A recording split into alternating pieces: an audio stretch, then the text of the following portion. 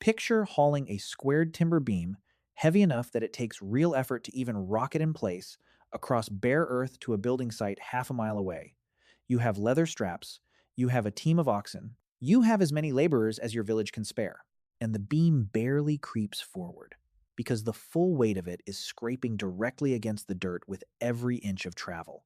And that scraping is swallowing almost all the effort you are putting in. You cannot make the beam lighter without weakening it. You cannot pave the entire route in advance. You cannot keep adding oxen forever, because at some point, the animals are simply fighting each other for space to pull. What the problem actually needs is not more force. It is a way to cut the resistance itself down to a fraction of what it currently is. The fix, once somebody actually landed on it, turns out to be almost insultingly plain. Something round, spinning freely around a fixed shaft. Nothing more complicated than that. And that plain-sounding fix showed up astonishingly late. Humans were already crossing open water in boats roughly 60,000 years before anyone built a working wheel. People were already loosing arrows from bows tens of thousands of years earlier. Entire farming communities had already been working the same land for well over 1,000 years by the time a wheel finally turned under a load. The wheel was not an early idea. It was one of the last. That gap is exactly why this story matters, because the wheel was never really about the round part. If it were simply an easy insight, someone would have landed on it far sooner. What actually took so long was everything required to make that round part function under real weight. And that turns out to be one of the more demanding engineering problems our ancestors ever solved. If you would rather get the version of this story where even the most famous piece of evidence, a pot with a picture scratched into it, turns out to be genuinely disputed by the people who study it, this channel does one of these every week. Stick around, because Mesopotamia's own earliest wheel evidence almost never makes it into this story at all. Start with the physics, because it explains why people put up with dragging for as long as they did. Sliding something across bare ground means the entire contact surface fights you the whole way, and that friction converts most of your pulling force directly into heat instead of motion. A rolling surface touches the ground at only a narrow line at any given instant, which is why rolling friction runs, in general terms, dramatically lower than sliding friction. The wheel did not make loads lighter. It changed what the ground was allowed to do to them. For most of settled human history, the closest thing to a solution was the sledge, a flat wooden platform mounted on runners rather than wheels, dragged behind draft animals or hauled directly by people. Sledges show up in the archaeological record of northern Europe well before anything resembling a wheel, and they were genuinely useful on snow or wet ground, where a slick surface reduces friction on its own. On dry, bare earth, the same sledge became brutal work, and builders compensated the only way they could, greasing the runners with rendered animal fat to cut resistance by a modest margin. It helped. It did not come close to solving the underlying problem, and for thousands of years, grease and muscle were simply the ceiling on how much weight a group of people could realistically move over land. Given that physics, the obvious next question is who actually built the first working example, and the honest answer starts with an admission. Wood rots. Almost nothing organic survives thousands of years in normal soil, which means archaeologists are not looking for the first wheel. They are looking for the oldest one that happened to survive by accident. That accident occurred in a waterlogged bog outside Ljubljana, in modern Slovenia, where a team led by archaeologist Anton Valusek recovered a wooden wheel and its axle from the site in the spring of 2002. Radiocarbon analysis places the wheel and axle in a range running from roughly 3,340 to 3,030 years before the Common Era, making it a touch over 5,000 years old. The wheel itself is a solid ash disc with a square hole cut for a square oak axle, meaning the wheel and axle rotated as a single locked unit rather than the wheel spinning independently. The anaerobic mud of the marsh is the only reason any of it survived long enough to be found. It is worth pausing on how narrow that survival window actually is. Wood exposed to normal soil, oxygen, and microbial activity typically breaks down within a matter of centuries, not millennia. The only reason the Ljubljana wheel exists to be studied at all is that it happened to end up submerged in oxygen-poor, waterlogged mud almost immediately after it was discarded or lost, sealing it away from the decay process that destroyed every other wooden wheel from that era. That means the archaeological record of the wheel's origin is not really a record of when wheels first appeared. It is a record of the rare handful of times a wheel happened to fall into exactly the kind of environment that preserves wood, which is a much smaller and much less representative sample than it might first appear. But the Ljubljana wheel, being the oldest surviving example, does not make it the oldest wheel that ever existed. And this is where the story gets genuinely contested rather than settled. In southern Poland, at a site called Bronices, researchers led by Sarunas Milisauskas and Janusz Kruk recovered a pottery vessel from the funnel beaker culture, incised with a design that has been read since the 1980s as a depiction of a four-wheeled wagon. Radiocarbon dates associated with the vessel cluster in a range from roughly 3,600 to 3,300 years before the Common Era, which would place the image centuries before the Ljubljana wheel was built. It is worth being precise about how contested that reading actually is. Some researchers have pointed out that the incised design appears to show five circular elements, rather than the four you would expect from a wagon with one wheel at each corner, and at least one alternative interpretation argues the whole motif may represent a building rather than a vehicle at all. The Bronices pot gets cited constantly as the earliest image of a wheeled vehicle. It would be more accurate to call it the earliest image that a meaningful share of specialists interpret as a wheeled vehicle, while other specialists studying the same scratched lines are not convinced. There is also disagreement over exactly which culture and time window the vessel actually belongs to. Some researchers place it squarely within the funnel beaker tradition, while others argue the specific pit it came from is better associated with a related but distinct culture active slightly later, which shifts the proposed date by a meaningful margin depending on which attribution you accept. None of this means the vessel is worthless as evidence.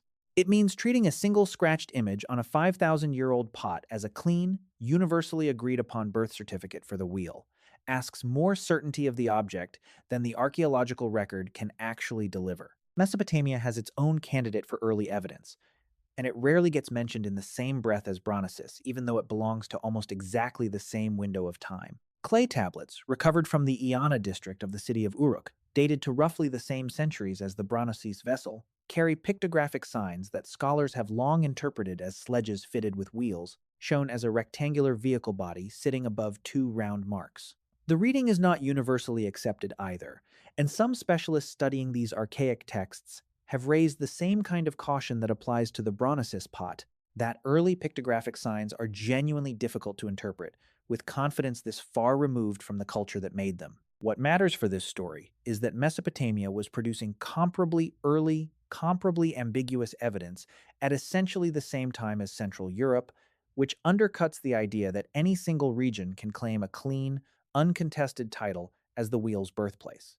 It is worth noticing how rarely the Uruk evidence gets mentioned in popular retellings of this story, especially given how much attention Mesopotamia usually receives for other early technologies, writing, the 60-based counting system, the earliest cities. Part of the reason may simply be that a pictographic sign scratched onto a clay tablet is a less visually dramatic piece of evidence than an intact wooden wheel pulled out of a bog, even though the tablet is arguably just as significant to the underlying question. A good origin story tends to gravitate toward whichever piece of evidence photographs best, and a muddy disk of ash wood photographs considerably better than a small clay tablet covered in cuneiform precursors. That near simultaneous appearance across a wide geographic area, from Central Europe to Mesopotamia to the Pontic steppe, has its own scholarly debate attached to it. Historian David Anthony, whose research on the Pontic-Caspian steppe connects the archaeology to the linguistics of the Indo-European language family, has argued that the shared vocabulary for wheel and axle across nearly every branch of that language family points to a single point of origin, whose technology spread rapidly through existing trade and contact networks, rather than several separate populations independently solving an unusually hard engineering problem within the same few centuries by coincidence. Archaeologist Stuart Pigott reached a broadly similar conclusion by comparing the physical construction details of early European and Near Eastern vehicles and finding them too structurally alike to have developed in total isolation from each other. Neither argument is proof in the strict sense. Both rest on inference rather than assigned receipt. but together they represent the field's best current explanation for why a technology this difficult to invent appears to have shown up almost everywhere at once. Which brings us back to the actual bottleneck, because the round disc was never the hard part. The hard part was the axle. A spinning wheel with nothing attached to it is useless. The moment you connect it to a load-bearing platform, you need a shaft running through the center that lets the wheel spin freely while the frame above stays still. And that shaft has to be cut with a level of precision that is easy to underestimate. Too loose, and the wheel wobbles sideways until it works itself apart. Too tight, and friction locks the wheel to the axle, and nothing turns at all. Historian Richard Bulliet, who has written extensively on the technical history of the wheel, argues that achieving that tolerance with stone tools and no metal fasteners required carpentry traditions that had already been refined over many generations, most likely inherited from boat building and structural woodworking rather than invented from scratch for this one purpose. The wheel, in other words, was not built by the first person clever enough to notice that round things roll. It was built by a woodworker standing on top of centuries of accumulated joinery skill that had nothing originally to do with transportation at all. There is a second axle design worth understanding, because it shows just how many ways this single problem could be solved and how each solution came with its own trade-off. In one approach, the axle stays fixed to the vehicle frame, and each wheel spins independently around its own end of the shaft, which allows a cart's two wheels to turn at slightly different speeds and makes cornering possible without dragging or skidding. That freedom comes at the cost of needing an extremely well-fitted bearing surface at each wheel hub, tight enough to prevent wobble but loose enough to spin freely. The alternative, the approach used in the Ljubljana wheel, locks both wheels to a single rotating axle, which simplifies the woodworking considerably, but forces both wheels to turn at exactly the same rate, meaning the vehicle can really only travel in a straight line without significant strain on the whole assembly. Neither option is simply easier. Each one trades one kind of difficulty for another, which is part of why so many different wheel and axle configurations show up across different early cultures rather than one obvious standard design winning out immediately. There is a second reason the wheel arrived so late, and it has nothing to do with woodworking. Biologist Michael LaBarbera published an influential analysis in The American Naturalist in 1983, asking why true wheel and axle systems essentially do not exist anywhere in the natural world. His actual argument is more careful than the popular shorthand version of it. LaBarbera concluded that the scarcity of rotating locomotion in nature is driven mainly by limited environmental usefulness. Rotating systems only pay off on relatively flat, open ground and lose their advantage as the moving part gets smaller, with the biological difficulty of supplying blood and nerves across a continuously spinning joint treated as a secondary factor rather than the primary one. It is also worth being honest that nature is not entirely without rotational locomotion. Certain beetles roll balls of dung across open ground using coordinated leg movement, and tumbleweeds disperse their seeds by rolling as an entire structure across flat terrain. Neither example is a true wheel and axle system with a free spinning joint, and LaBarbera's core point about the absence of that specific mechanism still holds. But the claim that nature offers absolutely no precedent for rolling as a strategy is an overstatement of what the actual research supports. Whatever inspiration existed, if any inspiration existed at all, it did not come from watching an animal roll on built-in wheels, because no such animal exists. Once a working wheel and axle did exist, it did not stay confined to hauling heavy loads at a walking pace for long, though it took a while to escape that role. Early wheels were solid discs, assembled from separate wooden planks pegged together rather than cut from a single trunk, since wood sliced straight across the grain tends to crack under sustained load. Those solid wheels were heavy, sometimes rivaling the weight of the cargo they were meant to move, and carts built around them rolled at roughly the pace of the oxen pulling them. Burial evidence from the Yamnaya culture on the Pontic steppe, preserved in large earthen burial mounds, shows exactly this kind of cart. Heavy wood on heavy wood, moving herding communities and their belongings across open grassland for well over 1,000 years without much refinement. The breakthrough that changed the wheel from a slow hauling tool into something else entirely came from the same general steppe region, with the Sintashta culture centered on sites in what is now Chelyabinsk Oblast in Russia. Burials associated with this culture, dated by calibrated radiocarbon evidence to somewhere around 1900 years before the Common Era, preserve imprints in the soil left by spoked wheels. Along with the remains of the light two-wheeled vehicles those wheels supported, a spoked wheel carries a fraction of the weight of a comparable solid disc while still supporting real load. And paired with domesticated horses, that weight savings produced the chariot, the first genuinely fast vehicle in human history. Before it, an army moved at the speed of marching soldiers. After it, a single archer could cross open ground faster than anyone on foot could react, fire from a moving platform, and be gone before the battlefield had time to adjust. Within a handful of centuries, the chariot had spread from the steppe into the militaries and royal courts of most of the ancient world, becoming, wherever it landed, an expensive, specialized weapon reserved for the wealthiest and most powerful members of society rather than a tool available to everyone. Just as telling as where the wheel spread is, where it never did, and this half of the story gets left out constantly. The wheel never developed into vehicle transport anywhere in the pre-contact Americas, despite societies there building cities, road networks, and monumental architecture on a scale that rivaled anything in Eurasia.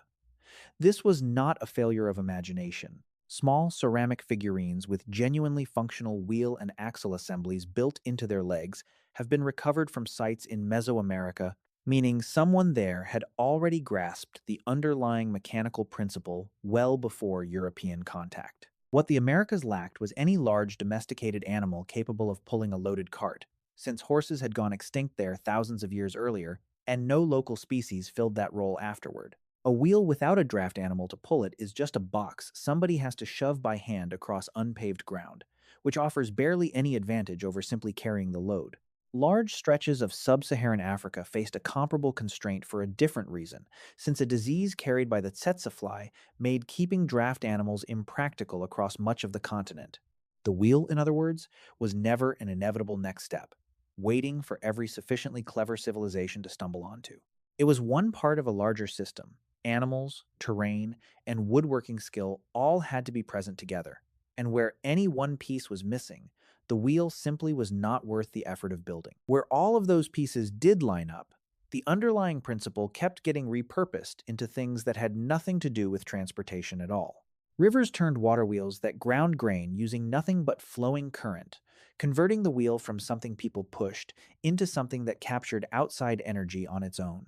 Gears are wheels fitted with teeth that transfer rotational motion between shafts, and one of the most sophisticated surviving examples, a Greek device recovered from an ancient shipwreck, used an intricate system of bronze gears to model astronomical cycles roughly 2,000 years ago. Every clock, every pulley system, every spinning wheel used in textile production traces back to the same basic mechanical idea: a round part turning around a fixed center, repurposed again and again for a new job.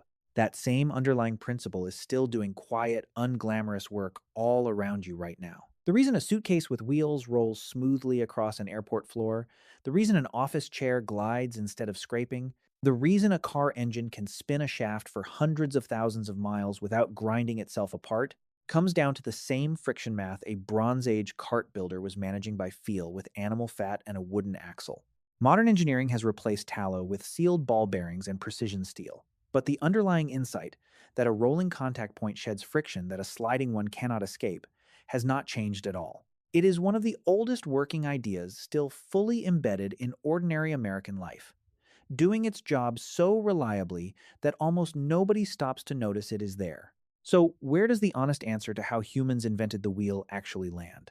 Not in one clean, obvious flash of insight, and not with a single culture that can claim an uncontested first. The Ljubljana wheel is the oldest surviving physical example, but images and impressions from Poland and from Mesopotamia point to comparably old, still debated evidence from other regions entirely, and specialists studying that evidence do not fully agree on what some of it even depicts. The wheel arrived as late as it did because it demanded two things most of human history had not yet assembled at the same time: generations of precise woodworking skill capable of cutting a functional axle, and a set of environmental conditions, flat, usable ground, and a draft animal willing to pull, that much of the world never had all at once. Where those pieces came together, the same simple mechanical idea kept getting reinvented for new jobs, from a chariot wheel on the Eurasian steppe to a spinning gear inside an ancient Greek calculating device to the sealed bearing under a rolling suitcase today. The round part was never the achievement. Getting everything around it to actually work was. Somewhere right now, a piece of luggage is rolling smoothly across an airport terminal on the same underlying principle a Bronze Age cart builder was fighting to perfect, with nothing but a stone blade and a lump of animal fat. Neither of them invented the idea of a circle from scratch. Both of them were solving the much harder problem underneath it: how to make that circle spin freely, bear real weight, and hold together under real use. That problem, not the shape itself, is the actual story of the wheel, and it is one this research is still actively working through. One contested pot, one disputed clay tablet, and one waterlogged bog at a time.